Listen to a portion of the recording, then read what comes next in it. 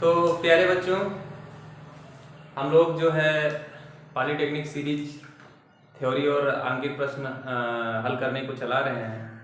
तो उसमें आज ये दूसरा वीडियो है और लास्ट के वीडियो में हमने डिस्कस किया था कि जो पॉलीटेक्निक की प्रवेश परीक्षा है उसकी तैयारी के लिए आपकी क्या रणनीति होनी चाहिए, क्या स्ट्रेटजी होनी चाहिए। अब हम जो है उसी के अकॉर्डिंग जो आज हमारा पहला लेसन रहेगा जिस पर हम डिस्कस करेंगे, मापन है, मेजरमेंट। ठीक है, तो मापन क्या होता है और उसके बाद में इसमें हम किन किन कीवर्ड्स को अध्ययन करेंगे।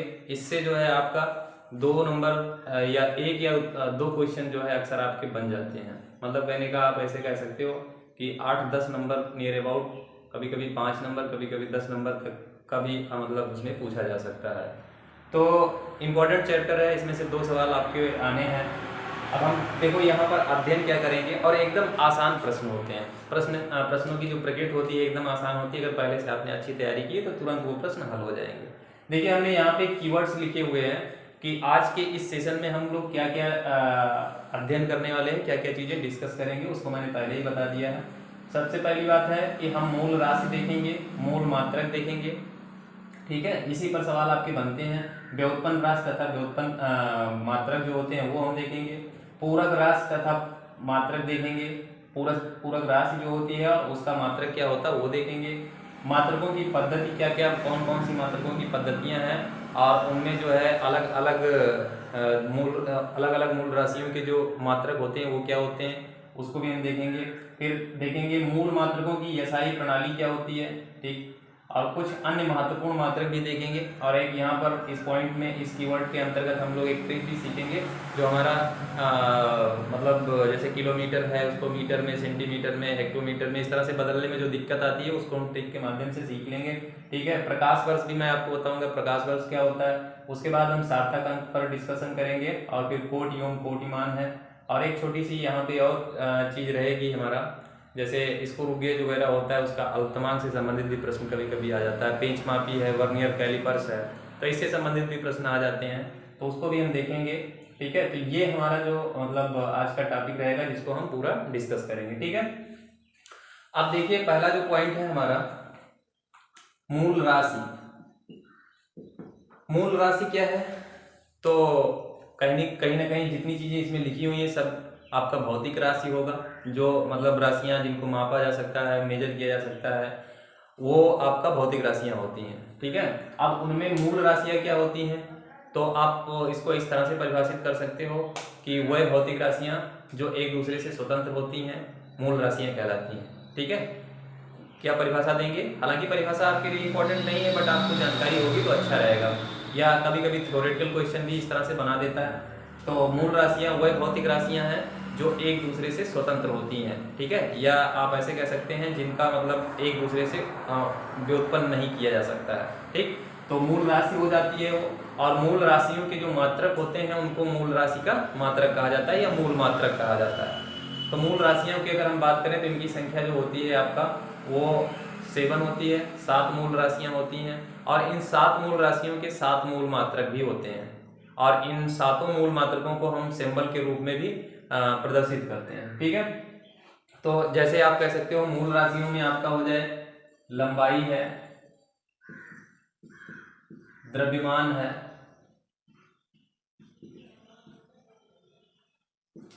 समय है और उसके बाद में ताप है, विद्युत धारा है। हालांकि अभी हम इसको एक चार्ट आपको प्रोवाइड करवाएंगे, उससे भी आपको अच्छे से ये क्लियर होगा। विद्युत धारा है और उसके बाद में पदार्थ की मात्रा है और फिर है ज्योति तीव्रता। ठीक है, तो 1 2 3 4 5 6 और ये 7 मूल राशियां हैं। यही मूल राशियां हैं। ये जितनी भी राशियां हैं इन राशियों को किसी दूसरी राशि से प्राप्त नहीं किया जा सकता। मतलब लंबाई को किसी दूसरी राशि से नहीं प्राप्त किया जा सकता। जैसे हम लोग कहते हैं ना क्षेत्रफल है, तो क्षेत्रफल बराबर क्या हो जाता है, लंबाई गुणे चौड़ाई हो जाता है। तो क्षेत्रफल को आप 2 और छोटी यूनिट में डिवाइड कर दिए, लंबाई और चौड़ाई में, बट लंबाई को और छोटी यूनिट में नहीं डिवाइड कर सकते हो। अब मेरे ये कहने का मतलब है कि लंबाई को और नहीं तोड़ा जा सकता, लंबाई एक बेसिक क्वांटिटी है, तो इस वजह से जो है वो आपका क्या हो गया, मूल राशि हो गया। अब ये सब के सब मूल राशि हो गए। अब अगर हम मूल मात्रकों की जब बात करते हैं तो इन्हीं मूल राशियों के जो मात्रक होते हैं, इन्हीं मूल राशियों के जो मात्रक होते हैं उनको मूल मात्रक कहा जाता है। इन्हीं मूल राशियों के मात्रकों को मूल मात्रक कहते हैं। तो मूल मात्रक अगर हम आपको बताएं तो मूल, जैसे मूल राशि 7 है वैसे मूल मात्रकों की भी संख्या 7 होती है। तो मूल मात्रक कौन कौन, जैसे लंबाई है तो लंबाई का आपका हो जाता है मीटर है, इसका क्या हो जाएगा किलोग्राम हो जाएगा, इसका हो जाएगा सेकेंड, इसका हो जाएगा केल्विन, और इसका हो जाता है एम्पियर। पदार्थ की मात्रा का मोल हो जाता है, ज्योत तीव्रता का मात्रक हो जाता है कैंडेला। ठीक है, तो इस तरह से ये मूल मात्रक हो जाएगा। अभी मैं इसका चार्ट आपको बना दूंगा, ठीक है, और उस वहां से आप सिंबल और मूल राशि और उसका मूल मात्रक सब आपको अच्छे से आ जाएगा। तो ये दो चीजें हो गई। तीसरी चीज अगर हम देखें व्युत्पन्न राशि, तो व्युत्पन्न राशि क्या होती है, जैसे आपको पता है कि मैंने अभी इसको कहा कि वह भौतिक राशियां जो एक दूसरे से स्वतंत्र होती हैं या जिसकी उत्पत्ति एक दूसरे से नहीं की जा सकती है, प्रकृति में वो स्वतंत्र होती हैं, या आप ऐसे कह सकते हो कि जो है व्युत्पन्न राशियों से उनका कोई सरोकार नहीं होता है। तो उस स्थिति में वह राशियां हमारी मूल राशियां कहलाती हैं, इनकी संख्या 7 होती है। इसी प्रकार यदि हम व्युत्पन्न राशि की परिभाषा दें तो हम कहेंगे कि व्युत्पन्न राशियां वह भौतिक राशियां होती हैं जिनको हम मूल राशियों से बनाते हैं या मूल राशियों से व्युत्पन्न करते हैं उसको, तो वो हमारा क्या हो जाता है, व्युत्पन्न राशि हो जाता है। जैसे हम कहते हैं कि लंबाई अपने पास है और उसके बाद में चौड़ाई भी है, ठीक है, लंबाई चौड़ाई हालांकि दोनों एक ही में इंक्लूड होता है और वो दूरी के अंतर्गत आपका आता है। तो अगर हम कहते हैं कि लंबाई है, जैसे क्षेत्रफल है, लंबाई गुणे चौड़ाई है, तो क्षेत्रफल जो है लंबाई और चौड़ाई भी एक प्रकार का लंबाई होता है। तो लंबाई से ही आपका क्या बना है, क्षेत्रफल बना है। आयतन क्या है, लंबाई से ही आयतन बना होता है, क्योंकि लंबाई चौड़ाई और ऊंचाई जो होती है वो एक प्रकार का लंबाई ही होती है, मतलब मेजरमेंट करते हैं हमेशा उसको हम लंबाई के टर्म में ही मापते हैं। ठीक है, तो इस तरह से जो हमारा क्षेत्रफल होता है वो व्युत्पन्न राशि हो गया, और जो ये आपका है लंबाई है वो आपका मूल राशि हो गया।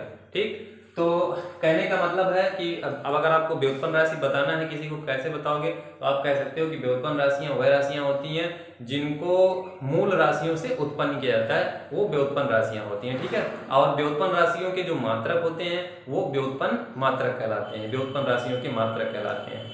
तो अब ये बहुत सारे होते हैं, मतलब कहने का अब ये हो सकता है कि मूल राशियों की संख्या 7 है, वो सही है, बट व्युत्पन्न राशियां जो होती हैं उनकी संख्या कोई निश्चित नहीं होती। वो जितने फार्मूले हो जाएंगे उतनी राशियां आपकी बन जाएंगी। जैसे आप कह दो बल है, और उसके बाद में क्षेत्रफल है, वेग है, त्वरण है, चाल है, बलागुण है, बहुत सारी राशियां हो जाएंगी। ये सब आपका कैसा राशि होगा, ये सब व्युत्पन्न राशि होगा। ठीक है, क्योंकि ये सब व्युत्पन्न राशियां मूल राशियों से उत्पन्न हुई हैं। कहने का मतलब यह है कि जो मूल राशियां होती हैं वो एक दूसरे से स्वतंत्र होती हैं और उनकी संख्या 7 होती है, और मूल राशियों के जो मात्रक होते हैं वो मूल मात्रक कहलाते हैं। और उसके बाद में जो राशियां मूल राशियों से उत्पन्न की जाती हैं वो व्युत्पन्न राशियां कहलाती हैं। व्युत्पन्न राशियों के जो मात्रक होते हैं वो व्युत्पन्न मात्रक होते हैं। जैसे अब इसमें बहुत सारा हो जाएगा, जैसे हम कहते हैं कि मूल राशियों के मात्रक को हमने थोड़ा सा उदाहरण दे देते हैं। ये आपका हो जाए मीटर, मतलब मैं इसका लिख रहा हूँ, मूल मात्रक लिख रहा हूँ, मीटर हो गया, और ये आपका किलोग्राम हो गया। ठीक, तो ऐसे और भी हैं, सबका लिख दूंगा, अभी मैं आपको बता भी दूंगा। और उसके बाद में जो व्युत्पन्न राशि है उसको हम देखते हैं। व्युत्पन्न राशि, तो व्युत्पन्न राशियां कौन कौन है, बहुत सारी राशियां हैं। मतलब आप कहिए कि जितना ये मैंने लिखा हुआ है इन सबको कभी इसको लेकर के, कभी इसको लेकर के, एक दूसरे को आपस में लेकर के 2-2, 3-3, 4-4 को लेकर के जितने फार्मूले बना सकते हैं सब के सब क्या हो जाएंगे, आपका वो व्युत्पन्न राशि होगा। जैसे हम कह देते हैं, छोटा सा उदाहरण लेते हैं, सबसे पहले हम कह देते हैं वेग।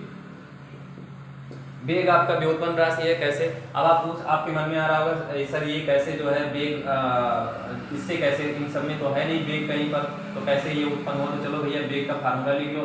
वेग बराबर क्या होता है, विस्थापन और बटा समय, या समयांतराल आप बोल सकते हो।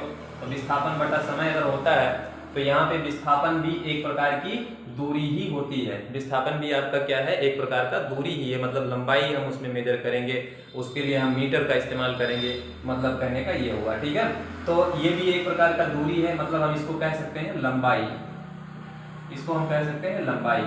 और समय तो आपको पता ही है, समय यहाँ पर है, तो ये अपना हो गया लंबाई बटा समय। मतलब कहने का ये, मैं इसको समझाने के लिए ऐसे लिख देता हूँ, वरना आप ये वेग बराबर लंबाई बटा समय फार्मूला मत बोलिएगा। हाँ, तो आपको विस्थापन बटा समय ही बोलना है, विस्थापन बटा समय अंतराल भी कहना है, बट मैं आपको ये बताना चाह रहा हूँ कि विस्थापन भी एक प्रकार की लंबाई होती है। ठीक, और अगर विस्थापन एक प्रकार की लंबाई है तो हम इसको इस तरह से भी लिख सकते हैं, और अगर हम इसको इस तरह से लिख सकते हैं तो इसका मतलब ये हुआ कि जो वेग है वो मूल राशियों से बना हुआ है, वेग आपका मूल राशियों से बना हुआ है। और अगर कोई परिभाषा से क्या होता है कि अगर कोई भौतिक राशि मूल राशियों से बनी हुई है तो उसको हम व्युत्पन्न राशि कहते हैं। जैसा कि नाम से स्पष्ट है, व्युत्पन्न मतलब किसी दूसरे से उत्पन्न हुआ हो, तो इस वजह से आपका ये क्या हो जाता है, वेग जो है आपका हो जाता है, वेग आपका हो जाएगा व्युत्पन्न राशि हो जाएगा। अब इसी व्युत्पन्न राशि का जो मात्रक हो जाता है उसको हम व्युत्पन्न मात्रक कहते हैं। ठीक, अब आप कैसे देखेंगे, जैसे देखिए यहाँ पे विस्थापन है, तो विस्थापन को हमने कहा आय, उसको समझो कि वो लंबाई है, तो लंबाई का मात्रक क्या होता है भैया, मीटर होता है, और समय का मात्रक क्या होता है, सेकंड होता है, तो मीटर प्रति सेकंड। अब ये आपके पास एक उदाहरण है किस चीज का, व्युत्पन्न मात्रक का, ये आपका हो जाएगा व्युत्पन्न मात्रक, ये आपका व्युत्पन्न मात्रक। बात क्लियर हुई? तो इस तरह से ये जो है चार चीज मैंने आपको समझा दी, कौन कौन, मूल राशि और मूल मात्रक, व्युत्पन्न राशि, व्युत्पन्न मात्रक, आप ये सब चीजें मैंने आपको समझा दी। अब अगला पॉइंट जो हम डिस्कस करते हैं वो पूरक राशि तथा मात्रक है। तो पूरक राशि क्या होता है, तो वह राशियां जिनका जो है मात्रक नहीं होता है, वह भौतिक राशियां जिनका मात्रक नहीं होता है लेकिन बीमा उनकी होती है, सॉरी हाँ ठीक है, तो जिनका मात्रक नहीं होता है और उनकी बीमा होती है। जैसे आप कह दीजिए कोण, कोण है और एक है आपका घन कोण।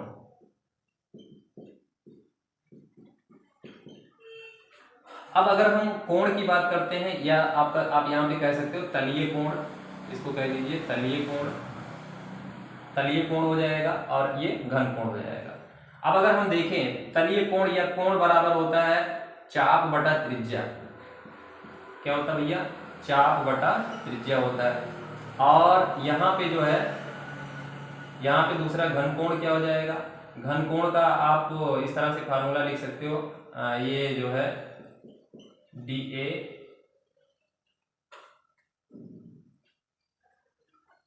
cos theta upon r square.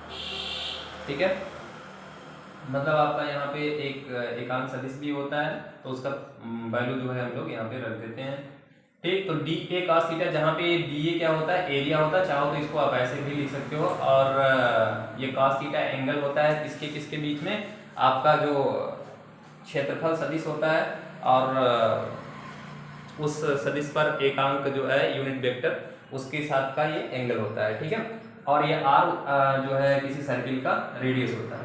वैसे आपकी परिभाषा हम कहो तो इसकी बता दें, घन कोण क्या है, घन कोण का मतलब ये हो गया, कभी भी जो गोला होता है, गोले के पृष्ठ के द्वारा, गोले का एक सरफेस होता है ना, गोला जैसे गेंद है, तो गेंद को जितना आप छू सकते हो, जिधर से इधर से छू सकते हो, हर तरफ से छू सकते हो, तो वो उसका पृष्ठ कहलाता है। अब उसके पृष्ठ के किसी भाग द्वारा गोले के केंद्र पर जो कोण अंतरित किया जाता है उसी को घन कोण कहते हैं। ठीक है, तो घन कोण का जो वैल्यू होता है वो A times cos theta upon r square होता है। तो यहाँ पे अगर आप देखो, यहाँ पे दोनों जगहों पर आप देखो, तो ये हो गया, देखो क्षेत्रफल, क्षेत्रफल का क्या हो जाएगा, मीटर स्क्वायर मात्रक हो जाएगा, और रेडियस है, रेडियस माने त्रिज्या, तो इसका भी आपका क्या हो जाएगा, मीटर में ही होगा। लंबाई है, त्रिज्या भी एक प्रकार की लंबाई है, तो यहाँ से भी आपको मिल जाएगा मीटर स्क्वायर। ठीक, तो ये मीटर स्क्वायर दोनों कैंसिल हो जाएगा, और cos थीटा जो होता है इसका कोई मात्रक नहीं होता है। ठीक है, तो मीटर स्क्वायर कैंसिल हो जाएगा, यानी इसका कोई यूनिट नहीं होता है, इसका कोई यूनिट नहीं होता है, इसका कोई मात्रक नहीं होता है। इसी प्रकार यहाँ पर चाप भी आपका लंबाई है, त्रिज्या भी आपका लंबाई है, लंबाई बटा लंबाई आपका वो कैंसिल हो जाएगा, फाइनली यहाँ पर कोई मात्रक नहीं प्राप्त होगा। तो कहने का मतलब यह है कि पूरक राशि जो होती है, ऐसी राशि होती है, ऐसी भौतिक राशि होती है जिसका मात्रक नहीं होता है लेकिन उसकी विमा होती है, ठीक है। तो अब जिसके कारण क्या होता है, इसको हम इसका हम अलग से एक मात्रक ले लेते हैं। इन ऐसी राशियों को पूरक राशि कहते हैं। ऐसी राशियों को क्या पूरक राशि कहते हैं। मतलब दो चीजें आपको ध्यान रखनी है, तलीय कोण और घन कोण, ये दो राशियां पूरक राशि हैं और इनके जो मात्रक होंगे उनको क्या कहेंगे, उसको कहेंगे पूरक राशि का मात्रक, ठीक है। तो वो अपना क्या हो जाएगा, कोण का या तलीय कोण का हो जाता है रेडियन, ठीक, रेडियन आप ध्यान रखिएगा। और घन कोण का जो मात्रक होता है वो इसके रेडियन होता है। तो ये दोनों चीजें आप ध्यान रखिएगा। तो इस प्रकार हमने इस पॉइंट को भी डिस्कस कर लिया। अब हम अगला देखते हैं मात्रकों की पद्धति, मतलब सिस्टम ऑफ यूनिट क्या होता है, सिस्टम ऑफ यूनिट, इसको भी हम समझेंगे आसानी से।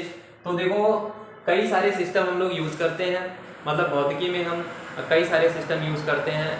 जैसे एक ही चीज को, मतलब द्रव्यमान को मापने के लिए कभी हम जो है ग्राम में माप लेते हैं, कभी हम जो है किलोग्राम में माप लेते हैं, कभी हम पाउंड में भी माप लेते हैं, है ना, या विदेशों में कई और यूनिट यूज किए जाते हैं।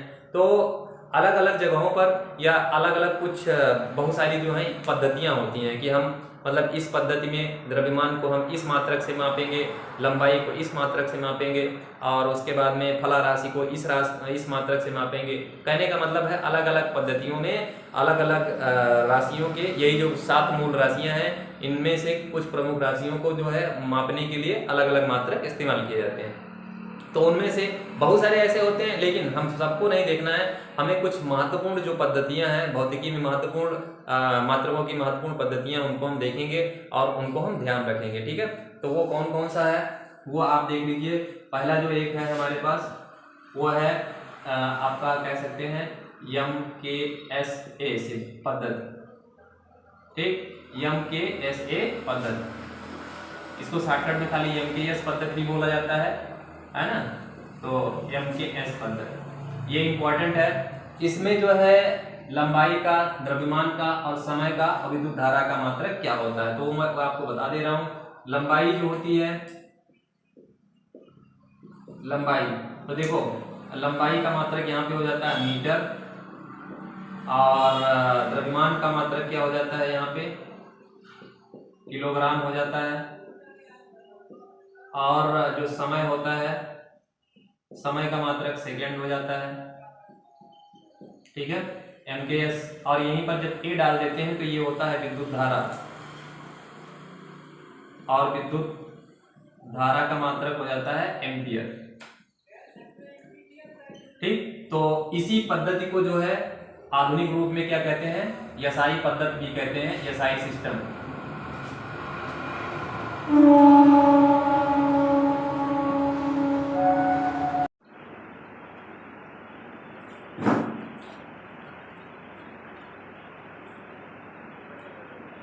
तो भैया इसको MKSA पद्धति को हम एक और नाम से जानते हैं, उसको यसाई पद्धति भी कहते हैं।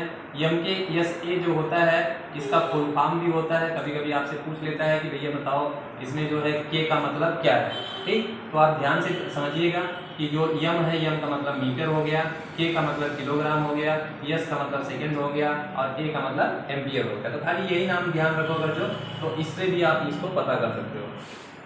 तो अब दूसरा महत्वपूर्ण हम देख लेते हैं, दूसरा अपना है CGS पद्धति या सिस्टम आप बोल सकते हो।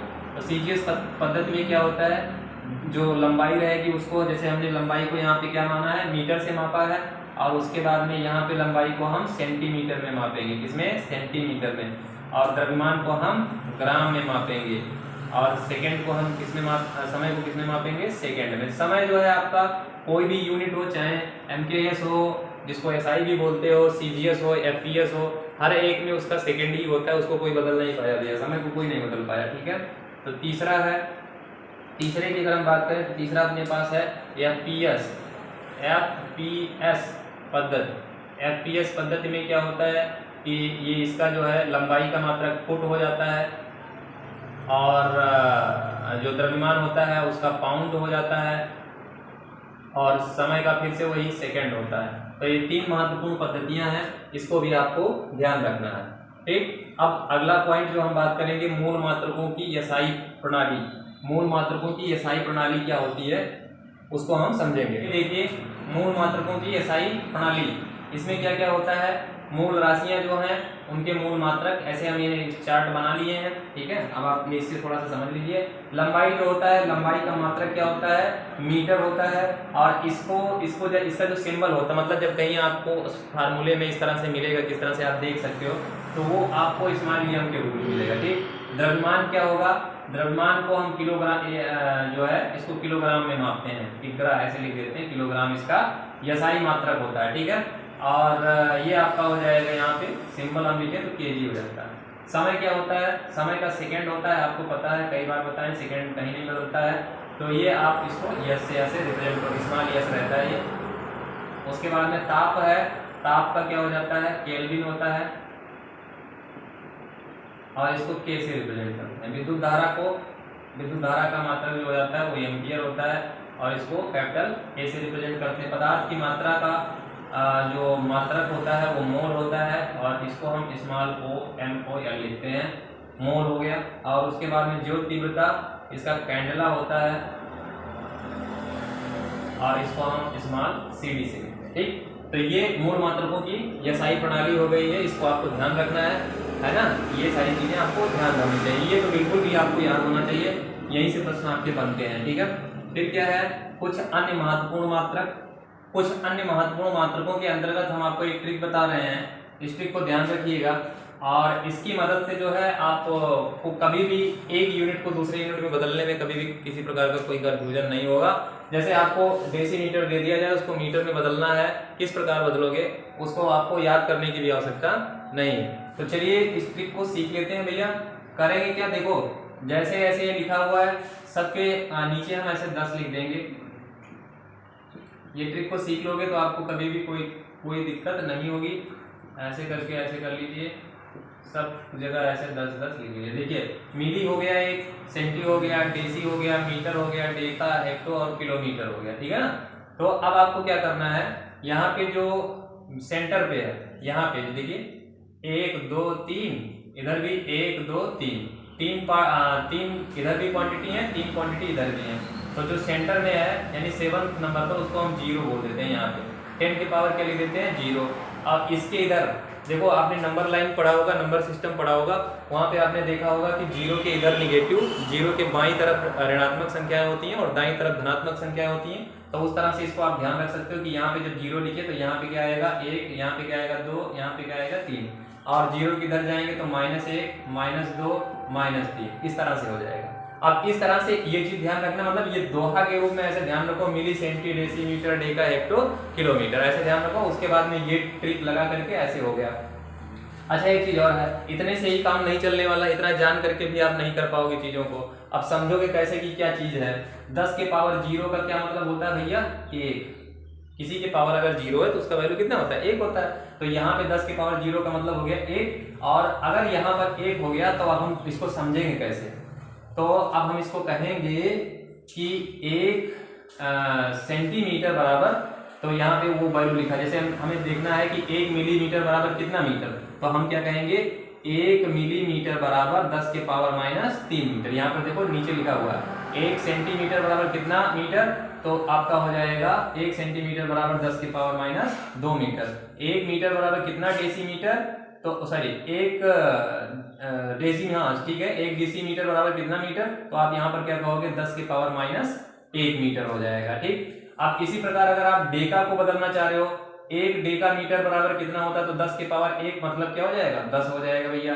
तो 10 का मतलब ये हो गया कि 1 डेका मीटर बराबर 10 मीटर होता है, 1 हेक्टोमीटर बराबर 100 मीटर होता है, और 1 किलोमीटर बराबर 1000 मीटर होता है, ठीक है ना। क्योंकि 10 के पावर 3 है तो यहाँ पे हो जाएगा 1000, 10 के पावर 2 है तो ये हो गया 100, 10 के पावर 1 है तो कितना हो गया 10। तो इस तरह से आप ध्यान रख सकते हो कि 1 डेका मीटर बराबर 10 मीटर, 1 हेक्टोमीटर बराबर 100 मीटर, 1 किलोमीटर बराबर 1000 मीटर, ठीक। और 1 डेसीमीटर बराबर 10 के पावर माइनस 1 मीटर, 1 सेंटीमीटर बराबर 10 के पावर माइनस 2 मीटर, 1 मिलीमीटर बराबर 10 के पावर माइनस 3 मीटर। ठीक, तो ये ट्रिक इस्तेमाल करके आप कभी भी आपको इस तरह की मतलब समस्या नहीं आएगी। वरना अगर आप मान लो डेकामीटर में आपको दे दिया या डेसीमीटर में दे दिया, आप कंफ्यूज हो जाते हैं, यार 10 के पावर माइनस 2 होता है, 10 के पावर माइनस 3 होता है, आपका सवाल गलत हो जाता है। एक छोटी सी गलती की वजह से आपका आंसर 4 नंबर आपका चला जाता है। तो उन सबसे बचने के लिए आपका क्या होगा, ये बेहतरीन तरीका है, आप इसको इस्तेमाल करिए और भविष्य में याद रखिएगा। ठीक, दूसरा चीज है,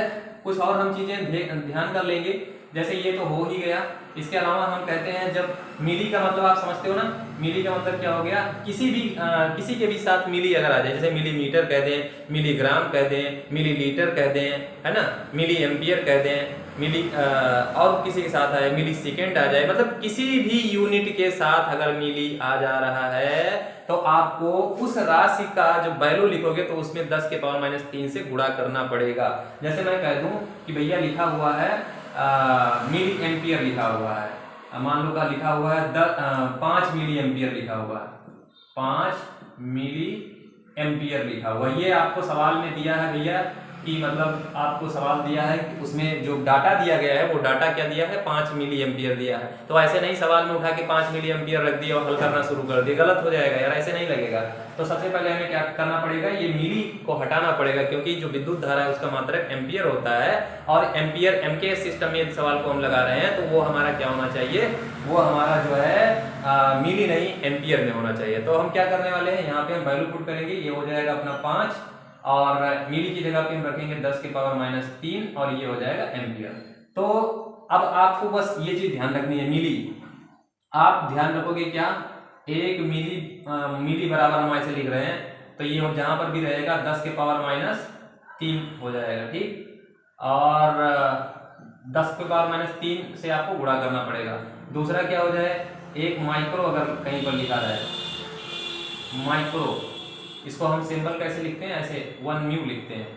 तो इसका मतलब अगर किसी के साथ माइक्रो लगा हुआ है तो वहां पे 10 के पावर माइनस 6 से आप गुणा करोगे। ठीक है, और अगर कहीं पर लिखा है नैनो, 1 नैनो लिखा हुआ तो नैनो का मतलब हो जाएगा 1 n ऐसे लिखा रहेगा तो इसको 10 के पावर माइनस 9 से गुणा करोगे। ठीक, यदि लिखा है 1 पीको, 1 पीको तो ये आपका 10 के पावर माइनस 1 पी हो जाएगा ये, और ये हो जाएगा बड़ा 10 के पावर माइनस 12। ठीक, ये चीज हो जाता है। और मेगा अगर कहीं पर लिखा है ना, किलो, मिली का उल्टा किलो होता है, अगर किलो लिखा रहेगा, मान लो ऐसे कहीं लिखा है 1 किलो, अगर किलो लिखा रहेगा तो वहां पे आपको 1000 यानी 10 के पावर 3 से गुणा करना है। माइक्रो का उल्टा क्या हो जाता है, माइक्रो का उल्टा मेगा हो जाता है, अगर कहीं पर मेगा लिखा रहेगा तो वहां पे आपको क्या करना है, 10 के पावर 6 से गुणा करना है। ठीक है ना। और एक चीज और ध्यान रखिए, 1 एंगस्ट्राम, एक एंगस्ट्राम बराबर क्या होता है, 10 के पावर माइनस 10 मीटर होता है। आप ये चीज आपको ध्यान रखना है, मैंने यही चीज बताया कि कुछ अन्य महत्वपूर्ण मात्रक, तो उसके अंतर्गत कम से कम आपको इतना चीज ध्यान रखना है। इतना ध्यान रखोगे पॉलिटेक्निक में कोई भी सवाल आपका ऐसा नहीं होगा जो यूनिट में आकर के आपका फंस जाए, आपका ना आए। ठीक है, सब खटाखट लगेंगे यार। ठीक, दूसरी चीज है, अब प्रकाश वर्ष क्या होता है, इसको भी हम डिस्कस कर लेते हैं। प्रकाश वर्ष क्या है भैया, बस बड़ा आसान परिभाषा है, आप कहोगे कि निर्वात अथवा वायु में प्रकाश का 1 वर्ष में चली गई दूरी जो होती है वो क्या कहलाती है, 1 प्रकाश वर्ष कहलाती है ना। तो प्रकाश वर्ष 1 प्रकाश वर्ष पूछ लिया जाए कितना मीटर होता है, तो कितना मीटर दूरी चलेगा प्रकाश वर्ष में, प्रकाश जो है 1 वर्ष में 1 प्रकाश वर्ष, तो ये आपका होता है 9.46 गुणे 10 के पावर 15 मीटर। ठीक है, ये आपका आंसर हो जाएगा। अब इसको भी आपको ध्यान रखना है, फिर क्या है सार्थक अंक है, इसको हम अगले लेक्चर में डिस्कस करेंगे वरना वीडियो बहुत बड़ा हो जाएगा भैया। तो लेकिन ये हम समझ लेते हैं कोटि एवं कोटिमान। कोटि एवं कोटिमान क्या होता है, जैसे अपना जो है हर एक मतलब जब भी हमारा फिजिक्स में आंसर आता है तो हम उसको क्या करते हैं, इस तरह से कुछ लिखते हैं, मतलब साइंटिफिक मेथड होता है, मतलब आंसर को या किसी राशि को व्यक्त करने का एक साइंटिफिक मेथड होता है। और ये साइंटिफिक मेथड क्या होता है, वैज्ञानिक विधि होती है। ये क्यों इस्तेमाल की जाती है, जैसे अब हम कहीं पर लिखना हो हमको 1 अरब या हमको लिखना हो 450 अरब लिखना हो, तो हम तो उसमें जीरो ही गिनते रह जाएंगे कि ये 0 2 0 ये ऐसे भूल भी जाएंगे कि जीरो उसमें कितने लिखने हैं, कितना लिखा है। आप गिनना शुरू करोगे तो भी कंफ्यूज हो जाओगे, सही जीरो नहीं गिन पाओगे, मतलब अरब अरब में इतना ज़्यादा जीरो हो जाता है, समझ रहे हो। तो ये सारी समस्याओं से बचने के लिए क्या किया गया, एक मेथड डेवलप किया गया और उसके अकॉर्डिंग जो बड़े नंबर होते हैं उनको शॉर्टकट में करके लिखा जाता है। तो चलिए वो हम सीख लेते हैं कैसे लिखेंगे। हमारा जो तरीका होगा वो ये होगा कि a इंटू 10 के पावर n, यही है वैज्ञानिक विधि। किसी बड़े नंबर को रिप्रेजेंट करने की ये वैज्ञानिक विधि है, वैज्ञानिक विधि साइंटिफिक मेथड है, ठीक है। अब इसमें ये क्या होता है, ये जो होता है भैया आपका कहलाता है कोटिमान, कोटिमान कहलाता है। और ये क्या कहलाता है, ये आपका कोटि कहलाता है, ठीक है। तो कभी कभी सवाल में आपको एक नंबर दे देता है, पूछता है भैया बताओ इसका कोटि और कोटिमान क्या है। जहां पर a का मान, ऐसे नहीं, जहां पर a का मान क्या होना चाहिए, जहां पर a का मान जो है 1 के बराबर या 1 से बड़ा और 10 से छोटा होना चाहिए। 1 के बराबर या 1 से बड़ा और 10 से क्या होना चाहिए, छोटा होना चाहिए। तो इस विधि को हम क्या कहते हैं, वैज्ञानिक विधि कहते हैं। जैसे हम मान लो हमारे पास कोई नंबर है, मान लो 4.6 गुणे 10 के पावर 5 लिखा हुआ है, ठीक है। तो यहाँ पे कोटि कितना हो गया, कोटि हो गया 5 और 4.6 क्या हो गया, 4.6 क्या हो गया, कोटिमान हो गया। वैसे एक चीज और ध्यान रखोगे कि इसका जो कोटिमान हो जाएगा, अगर ये वाला नंबर जो है, ये वाला नंबर अगर 1 से अधिक होता है आपका, मतलब 5 से अधिक होता है, तो उसको 1 मान करके इसमें हम जोड़ देते हैं। तो यानी 4 + 1 बराबर कितना हो जाएगा, 5 हो जाएगा, ठीक है। तो इस तरह से आपको ध्यान रखना भैया। उम्मीद है आपको जितनी चीजें मैंने आपको बताई हैं वो सब समझ में आया होगा। रहा एक चीज आपका बचा हुआ है सार्थक अंक, उसको हम अगले लेक्चर में डिस्कस कर लेंगे, तो परेशान होने की आवश्यकता नहीं है। ये सारा पॉइंट्स आप ध्यान कर लीजिएगा, नोट कर लीजिएगा और उसके बाद में इसको अच्छे से लर्न कर लीजिएगा, ठीक है। निश्चित तौर पे आपका जो यूनिट ऑफ मेजरमेंट चैप्टर है अब आपका फिनिश हो चुका, खाली सार्थक अंक छोड़ करके, ठीक है।